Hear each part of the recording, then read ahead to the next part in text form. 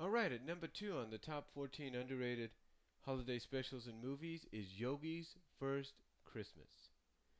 This animated holiday telefilm, or movie, I guess you could say, that was debuted on television, debuted in 1980, and it has been lately a traditional watch on Cartoon Network and on Cartoon Network's sister station, Boomerang. Uh, this is also Yogi's first holiday special slash movie, and it's basically sort of like an all-star deal. It's sort of like an all-star gathering of all the Yogi Bear characters and characters related with him. As you can see on the cover in front of me, you'll see who's involved in there. You see Yogi in the middle, of course, but then you see Boo Boo. Yes, you see Cindy. Cindy is in there as well. You see Snagglepuss. You see Huckleberry. You see Ranger Smith on the other side. You see Augie Doggy and you see Daddy Doggy and Augie Doggy. And the two new characters here that you see right here is Mr. Dingwell, who's the manager of the Jellystone Hotel, and Mrs. Throckmorton, who is the owner of the hotel. And then, of course, the one with the beard that you see is Herman the Hermit. Now, the other character you don't see, though, is Snively. Now, getting into the story, basically, the overall story is this. As we all know, even in real life, bears hibernate, like certain animals, bears hibernate during the winter. And what happens is Yogi and Boo Boo are woken up by the singing coming up from above the cave from the lodge. So Yogi and Boo Boo decide to go investigate and find out that what's going on, because they bump into the friends, is Christmas. So Yogi decides, hey, I love Christmas, but I never could sleep through it. I'm but but but I've always slept through it. I'm gonna stay up this time. I'm gonna try to stay awake through Christmas and not miss it. So that's exactly what happens throughout the film. Yogi tries his best to stay awake during Christmas, despite despite everything going on. The other subplot about this film is the owner, Miss Throckmorton, is possibly on the verge of selling the lodge because of financial reasons, but has insured Dingwell, the Mr. Dingwell, the hotel manager, as well as Ranger Smith, that if everything goes well that year with the Christmas festival and the Christmas games and everything that they have every year, that she may not sell.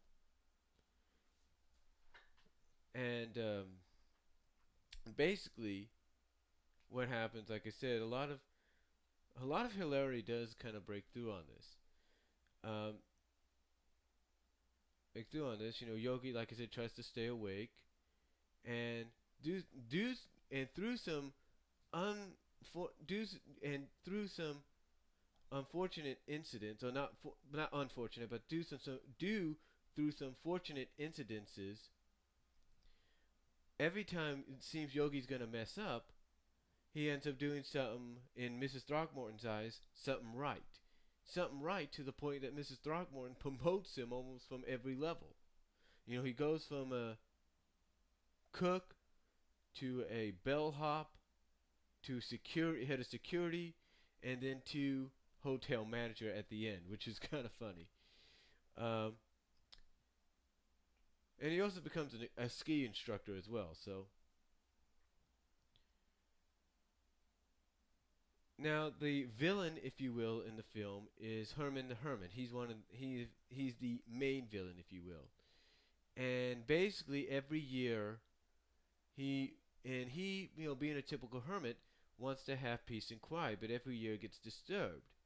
So what he does out of spite of that is he goes around and sabotage certain events during the Christmas festival, if you will. To the point that at some previous Christmas festivals, he's stolen a Santa Claus outfit, an elf's outfit, and things like that. He's destroyed snowmen things.